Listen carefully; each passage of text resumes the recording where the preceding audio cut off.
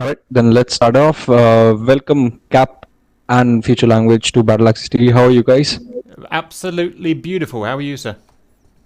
Fine, thanks. Fine, thanks. So, GR has a huge fan following. You guys have a very successful YouTube page where you discuss, where you put on your videos and everything. So, how did the Squadron come about? Okay, so from the very beginning, it must have been about 3 years ago, 3.5 years ago, when I first discovered DCS, and I discovered it through, oh God, I'm going to forget his name now. Who is the American, oh God, what's his name, Future? The guy who does the other, Ralphie dude, maybe? Ralphie, there it is. I don't really get a chance to watch anyone anymore, but it's Ralphie, dude. And I watched him and saw him playing DCS, and I thought, ooh, got to get me some of that. So, so I went to download it and saw it was free, and I thought, great, did it, downloaded it, had a little potter about in the SU-25, and then bought the F-15, and then I thought, this is cool, but I need someone to play with. I'm not someone who can do anything on single player, and that's like in real life as well. I can't just do anything on my own. I have to be surrounded by humans because I'm weird like that. And so I immediately found my first man, Joker, and that was interesting because at the time I was about 35 years old, and Joker was 12, as in literally 12 years old. So we made an extremely odd and controversial couple. But I'm sure. yeah, and we got all kinds of problems, and I don't know, you guys, you don't know him, but he's got a bit of an attitude on him as well. So it was good fun though, and we've stuck together. We've had our splits and we've had our arguments, but we're still together. I think he's 15 now, and I'm 38. 39? 38. I don't know. And so that's how it started. Then we got a guy called Tilly, then we got a guy called Distro, and it just kind of spiraled out of control like that, basically. And my ethos has always been is to get as many people around me as possible. That sounded pretty cool, actually. I think it's about the same time when we started off, and some of us used to watch your videos and go like, what are these guys up to? That looks interesting. There is some piracy going on or somewhere. So yeah, it all looked very interesting to us. And yeah, so that's about that. And I usually reserve this question for the squadrons who fly a particular airframe as my next question. But I guess I've seen GR guys flying everything under the sun. So I mean, my answer to it is, I mean, what you've said is, which airframe does the squadron fly? So you'll get a squadron that flies F-15s, you'll get a squadron that flies Hornets and stuff, and those squadrons are very good at those aircraft, obviously. Whereas we go for the, you know, the jack of all trades. We like to fly everything, and unfortunately, it means we're not particularly good in anything, as everyone keeps pointing out. We just do the best we can. But we want to fly everything. We just love all of it together. We like to go and fly some BVR in F-15s, and then we want to go and fly some dogfights in Warbirds and helicopters and everything in between. The only thing about it, as I'm sure you'll know, is it gets a bit expensive doing that. But yeah, that's what we like. Well, actually, talking about getting better, I've seen a stark change from when you guys started off to now, wherein you are dissecting tactics, wherein you are flying against the 104th and stuff like that. So I mean, I personally, I think in terms of content on your Facebook page as well, your YouTube page, there's a huge difference now. You guys are getting into technical stuff. Air attack seems to be doing pretty well. We have flown against those guys. They are pretty good. So yeah, so I mean, since there is a change, so have you like adopted a training module, or is there a particular set of rules that you follow? And I mean, if you do have a structured training module, how long is it, and I mean, what is it? Right, big question. So I'll start off first, and then I'll put this to Rage, and then I'll see if, and then Future needs to talk about his part of it. So just to everyone watching, I am, you know, overall kind of commanding the main GR. Rage is doing kind of my second-hand man, and he's also doing all of the training in GR. And right. And Future is doing the training or handling the training in air attack. So First of all, the main GR. So we started off purely to have fun, just to mess around, wind people up, do silly things, and just get to have a laugh, basically. And it's as more people have watched, we've had to kind of start taking on responsibility. I've had to start doing tutorials and stuff like that. And so the more people that start to watch, the more serious we have to kind of do it, which is, I think, quite naturally. And so we are getting, in the main Grim Reapers group, more serious. However, there is a plateau level. We don't want to get super serious, like the AirTac guys. We just want to get to a point where it's getting on towards Milsim-ish, but not all the way, because just the people that we've got, including me, just can't handle it, basically. And that's fine. Yeah, and yeah, interrupting you there, I mean, not a lot of people want to put in the dedication that is required to go into being a pro at DCS. Yeah, that's so. So I get your point. Yeah, please carry on. So that's the main thing. Now, we do have, Rage is just starting, literally as we speak, a proper structured training program for, if I would describe it as, to help people get to the Reapers level. So not professional level, but whatever level we're at, kind of halfway in the middle. Rage, do you want to quickly blast over that?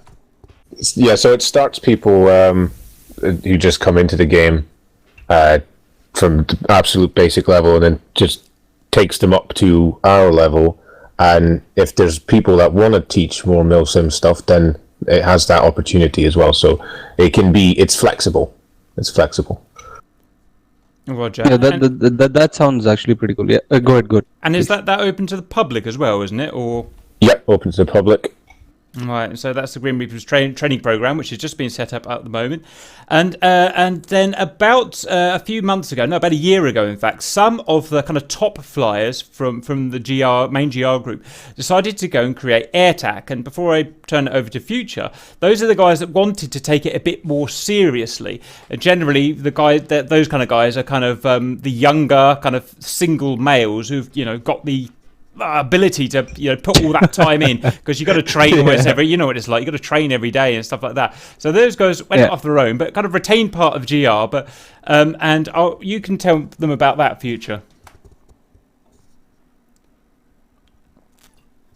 or maybe you won't. Future, comms check. Oh dear, we're not doing very well. Well, I'll do my best then. Don't worry. Don't worry. It's all going good. It's all going good. Yeah, I'll edit wherever it's needed, so don't worry about that. I'm seeing his push to talk. Go on. Okay, well, we can't hear him for some reason, so I'll just do it. So yeah, it's Joker, our top flyers, Joker, Signore, Tail, people like that. People, as I say, have got lots of spunk, want to go and be the best of the best, basically. And so they wanted to go into Satal. That was their dream. And so they've put in lots of work hours. In fact, Rage, you probably best describe it, because you're in there anyway, aren't you? You describe what they're getting up to without giving anything away. Yeah, so it's more about practicing the tactics. It's about being as competitive as possible. So we're learning to manage our aggression in matches, and learning different tactics. So the tactics that we had before were a bit more rigid. We had to stick to them, maintain our formation integrity, and so on. So we're just trying to really get ourselves into the mindset to be able to win the matches and be aggressive in the matches, and not detrimental things happening. How often do you guys train together then? At the moment, it's 3-4 days a week. Good lord. That's actually that's a lot of time putting into DCS. It is. Alison would not allow this.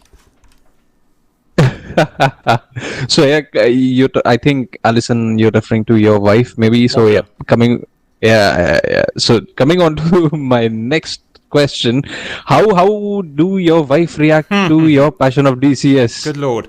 Well, I mean, this is. I have to be really careful what I say, because I know she's going to listen to this. So let's just think. Right.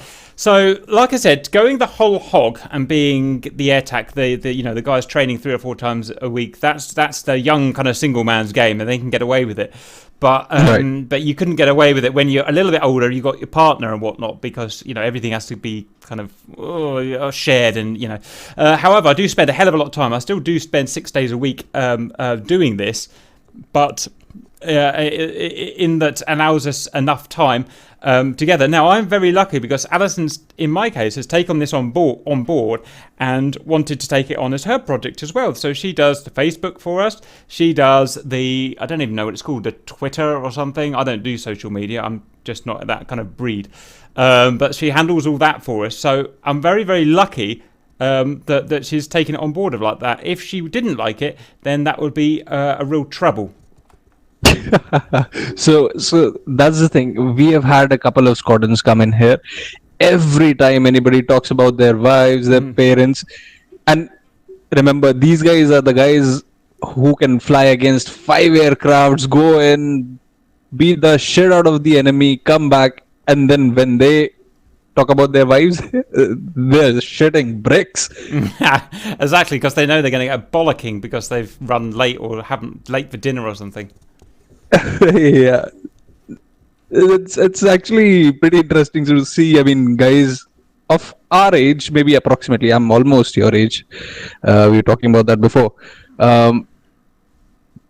see shit bricks when we talk about our wives and stuff. But in any case, yeah, we'll move on to the next one. Let's not ponder on that anymore, otherwise we might get Thank you. Yes. So how's the relationship and the camaraderie in the squadron? I mean, you guys are a big squadron, unlike Battle Axis.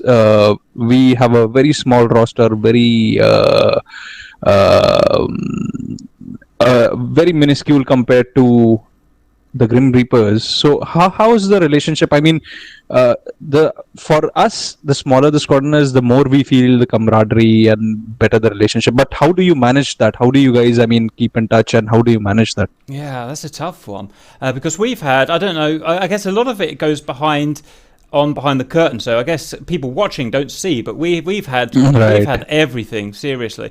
I mean, first of all, because I've been kind of leading it, that means that the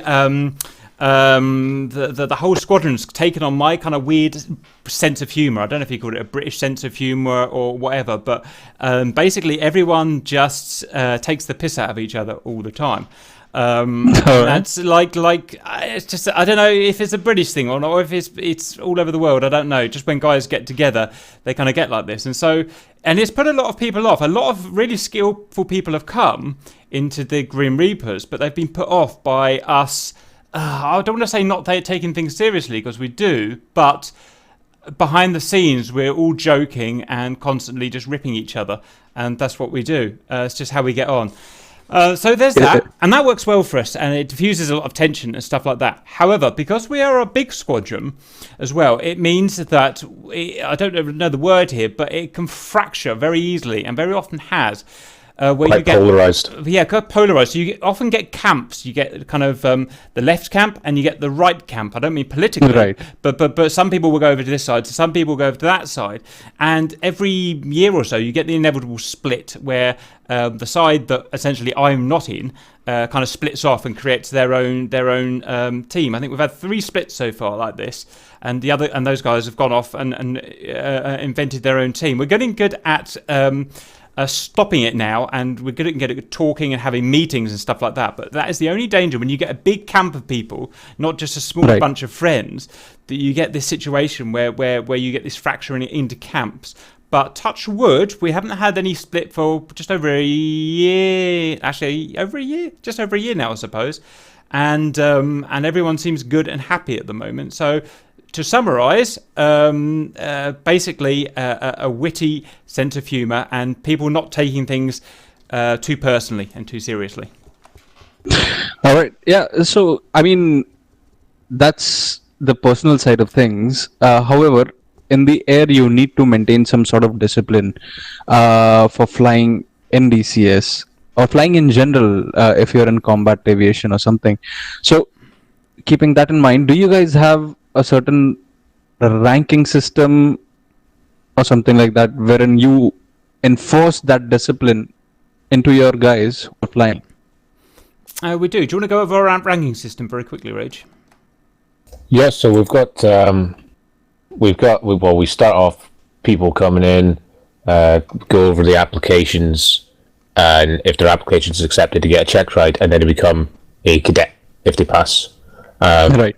And then they've got like mini little check rides to go through to get into the next rank, and then into the next rank again. So there's the cadets, which is a probationary rank, and then there's greenhorns, flight crew, and veterans. Right. So the main, let's say, the discipline in flight, it's kind of ad hoc. So we've got the flight leads in our missions. They sign up, jump into the spot, and then it's just a case of people really having the self-discipline to listen and to make sure that they do the things that they're meant to be doing. Roger, and credit where it's due. So we were very randomised and not very organised. And about 2 years ago, we had a guy join us called Bloodknock. Very intelligent guy, and he came in and he set us straight. He put us into proper military discipline. Flights, taught us circuits, how to land properly, all this stuff, Right. and it was really good for us because we took it all in, and we're still doing it pretty much today. He's left now for whatever reasons, but we've took it all in, and we still do that model of putting ourselves in flights. Each flight has got a flight lead. That flight lead has authority over his flights, and the flights can work together over guard, etc., etc., etc. And Right. during each mission, there is also a mission commander, who usually the guy who's made the mission, just to organise people into the right places roughly and stuff like that. And we've stuck with that, and that served us really well so far. All right. So Rage was talking about cadets and them passing on to the next level. So coming back to recruiting. So when you guys are recruiting, what do you guys are looking for in that recruit? Is there any minimum standard that there is, or is there any requirement? Say you got to have a track IR or yada yada or something like that. So yeah, I'll hand it. I'll start off and then I'll pass to Rage. So the physical requirements are, you've got to have obviously a machine that can run DCS. You've got to have head tracking because we do formation flying. I did a video about this. So basically all the things that are on their videos, and we've learnt now what we need. And of course what we don't want is people joining and then to find that what they've got isn't sufficient, and then we have to kick them out because that's no one wants that. So I'd rather have the high levels to be able to join. And then not have to kick them out later on. So you've got to have a hardwired Ethernet connection, no Wi-Fi, because we tend to get problems in DCS with formation flying.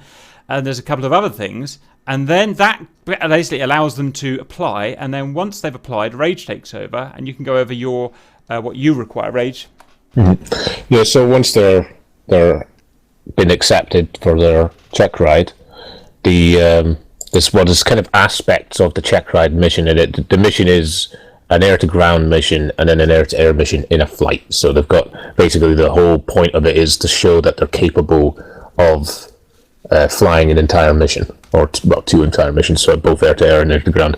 So the aspects are the air-to-ground section, the air-to-air section, and then throughout the check ride is the landing circuits, which they do twice, one for each mission, and then the communication brevity codes and formation flying. Roger. So those are the main aspects. Okay, and is there like a particular trait that you look for in a recruit? Like, I mean, most of air tacs are like fighter jocks, truth be told. So you want them cocky, you want them aggressive. How do you want them? Well, to be honest, when they first start out, you want them to be confident enough that they're going to be able to do it, but you want them to be attentive as well. So it's knowing that they are applying rather than thinking that they should already be there, kind of thing. Well, not all Mavericks in that case, I guess. Yeah. It's difficult to argue with the Mavericks all the time. Yeah, sure. Well, I've got 7, 8 of them in my squadron. So, anyways, so do you guys have any tips for a new squadron that is just coming up? That's an interesting one. I would think of, depending on what they want, if they're just a group of friends, coming together, then they've already got the camaraderie there. That's why they're there. So it's just a case of doing the missions and then sticking to a schedule for the missions. Because if you do them all ad hoc, then it ends up you just put them on the side. Nobody ever does it. So, but if they want to be more serious, they want to think of the structure first. Think of their internal structure first and where they want to go forward, and then schedule their missions and the style of the missions. I guess my input into that tips. My 2 tips would be, first of all, probably, and most importantly overall, make sure you have fun. It's very easy to join a squadron and go through all the drilling and the training, and at the end of it, you're just kind of a stressful wreck and you haven't had fun. And that means you're either doing the wrong thing or you're just not suited to it. And a lot of people find that. They find it stressful and they can't relax because it's almost like doing a DCS is almost like doing a job, as you've probably realised. There's so much to learn and whatnot to be any use. So make sure you're having fun with it, and a lot of people do. A lot of people want the challenge. And number 2, just expect a lot of work. Even to control a squad of kind of 10 people, it takes a lot of work to control everyone, to organise them, get to turn up at the right time, get the missions done, get everything planned, get the videos made. But it's just, anything good in life requires a lot of work. So yeah. All right. So so I see 2 sides of the coin. One side of the coin is where Cap is talking about being relaxed, and other side is where Rage says that of course you've got to put in effort. Well, Cap said it as well, but I mean, Airtac surely, I think, maybe puts a little more effort than the GR guys. So what's the distinction? What's the distinction between Airtac and the GR? So the distinction is Airtac is competitive and wants to win at any cost. Well, whereas GR is more based around fun. We try and be realistic and whatnot, but if we lose at the end of the day, it's not the end of the world. So I guess that's quite a big distinction. All right. In that case, we'll wrap it up with the last question that goes out for all 3 of you. You guys all have one choice. Which is that one aircraft that you'd like to see make it to DCS? Right, okay. Well, I'll say my top 3 aircraft and then I'll say which one I like. So these are my realm of aircraft. I want the F6 version. My favourite aircraft are the F6 version Lightning, English Electric Lightning, the F104, any version of the F104, and blow me down, I've forgotten my 3rd one in the heat of the moment. So I'm going to say the English Electric Lightning. All right. Typhoon 3 times over for me. Yeah, millennials, seriously. I love the Typhoon. Future can't talk for some reason, but he says the F-15 Strike Eagle. All right. Strike Eagle is coming, I guess. Hasbam is making it, as far as I know. Yeah. Roger. We just missed one. Sorry, just to interrupt. We just missed one question, BC. I'd just like to go back to that if I could. Which is question 6. I've accidentally deleted it on mine, but I think it said. Could you just read what question says 6 says on yours? So, what are the learnings from DCS that you could take and implement in the real world? Okay, I like that because I really enjoy bringing people into GR, especially young people, and they're going to seeing them grow from kids that can't tie their own shoelaces and make their own breakfast and turn them into people that will be suitable for the workforce. And so things that we learn from DCS, and when I say that I mean I guess being in a group mainly, but I guess in DCS on its own a bit as well, is you have to learn discipline is the first thing. And whatever you do, whether you're in a group or whether you're going to go in your single player or on your public server just as a single guy, you have to have discipline. And as soon as your discipline goes in any realm, then you're screwed. And that is something really good to learn to turn you into a good human. If you're in a group, I suppose this is really only if you're in a group, you have to learn respect. If you don't learn your respect for your elders or your superiors or whatever in your group, you don't get very far. And that's something that will massively help, especially if you're a young person, help in your later life. You can trust me on that one. And the next one, I think, is it teaches a work ethic. I want to make a video about this at some point. It teaches you a good work ethic because a lot of people want to go into the video games just to have fun, and that's fine, nothing against that. You want to go into War Thunder, you can just click a few buttons, shoot some stuff down, and that's it. If you want to go into DCS, you can't do that. You have to learn all of the theory and everything behind it, and you won't ever be a good whatever you're going to be, bomber, fighter, a warbird fighter until you've learned all the theory and done the work, and that's what gives you, I think, a good work ethic. And it's so big, this thing, that after 3 years, I'm still sitting there learning things from viewers and stuff. So that's, I think, quite an important one, at least from a group point of view. Right. And do you have something to add to it, Rach? Pretty much the same thing. In terms of being in a well, not just in DCS, but being in a squadron, it's trying to run squadrons and all that, and recruitment, and it just teaches you a few more things, like your better organization, work ethic, all the same stuff. Roger, Rage is a bit of an example of this, because he's come in just as a guy, basically, and is taking over loads of responsibilities and stuff like this. And he's still at university, but I know when he gets out, into the workforce in a few years, he's going to be very sought after, just because of his attitude. I was an employer twice. I was an employer, and that's exactly the kind of person I would look for. So if a DCS group can do something like that, then I think that's a good use of our time. All right. So, Cap, I just remembered you were suffering through a bout of sickness, and I think the DCS community in general came forward and helped you guys and supported you emotionally. So would you be willing to talk about that? Or absolutely, yeah, I talk about it. There's nothing that's off bounds. So the whole reason I'm into DCS several years ago is because I'm chronically ill anyway. I have a nasty disease called ME. Really, it's quite nasty. It's even worse than cancer in many ways, because at least in cancer you tend to die. So I'm really restricted in what I can do. So I found DCS, and it's a nice way to to live with it, basically. So I've got that, and that's continuing. And then I got cancer, which is obviously a short-term thing. Well, not necessarily. Right. In my case, it was a short-term thing a year ago. And and everyone was really good about it. You never know what you're going to get with the internet, because you could get, people being really horrible, and you get people being nice. But literally everyone got right behind me, and we had hundreds of people praying for me. And whether you believe in that kind of stuff or not, I think it massively helped. And they raised money for me, which helped, because I couldn't earn any money at all from anything.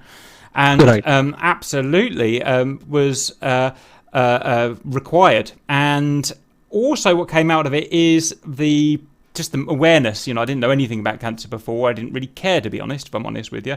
And right. It just showed me how important it is to help other people and to understand other people. And we're going to do everything we can to what we can. We're doing fundraising. We're trying to get it off the ground. And just acknowledge how much help people need when they're in that kind of situation. Because I'm lucky, I had a good support network behind me, and I was really struggling, almost gave up. And my cancer, it wasn't even that bad compared with what some people get.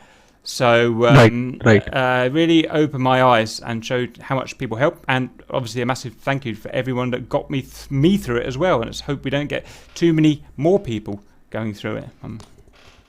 It's actually very heartwarming to see the whole community come together and support if anyone needs help. It's actually very, it's kudos to the DCS community as well. Yeah, absolutely, because I've been in several communities over my past nearly 40 years, and DCS community, or the aviation community in general, is very different, very, very different than any other community that I've ever been. It gets very, how do you say, people get very upset with each other in aviation, and you get these kind of bands, these camps, I've got my camp in GR, and, the other groups have got their kind of camps, and we kind of, we're a bit nasty to each other sometimes. That's just how it is. But then as soon as something actually important happens, like someone gets seriously ill, then all of the bad will just disappears, and everyone just becomes completely human to each other, really good to each other. And it's great to see that people have got their have got their things in the right order like that. So I think that was great to see. Yep. All right. I think that wraps it up. Thanks a lot, Rage, Cap, And future language, shame that your mic wasn't working, but yeah, it was a lot of fun having you guys over.